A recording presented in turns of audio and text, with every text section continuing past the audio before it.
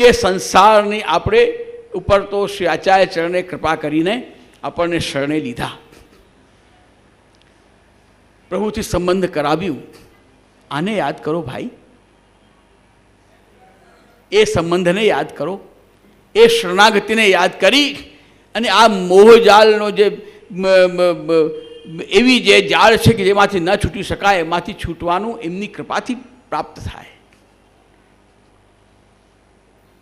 તો એમને આપણે યાદ કરશું તો આપ કૃપા કરીને આપણને એમાંથી છોડાવશે. એમને યાદ કરો, એ સ્મરણ રાખો, જેનાથી આપણો જે મોહ છે એ મોહ સંસારમાંથી ઓછો થાય. મોહરૂપી જે જાલ છે એમાંથી આપણે નીકળવાનો આપણને જગ્યા મળે અને આ ચિંતાઓથી આપણે દૂર થઈએ. કારણ કે ચિંતા જ છે, એ જ ચિંતા દ્વારા જ મોહ ઉત્પન્ન થાય છે. જેટલી ચિંતા કરીએ એટલો જ મોહ વધે. ત્યાં સુધી થાય છે લોકોને કે ચિંતા કરતો કરતો ગાંડો થઈ જાય, પાગલોના દવાખાનામાં ભરતી થાય.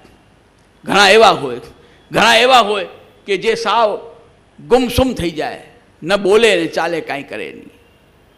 ઘણા અમારી પાસે એવા આવતા હોય એટલે કહીએ છીએ. ઘણા આવે ને વિનંતી કરે કે જે આને આ એવો સારો કામ કરતો, એવો સારો બોલતો, હરતો ફરતો, આ છોકરો બિચારો આવવાને શું થઈ ગયું છે, આપ કંઈક એને પર કૃપા કરો. હવે શું કૃપા કરું? કૃપા તો શ્રી વલ્લભ પ્રભુ કરે તો થાય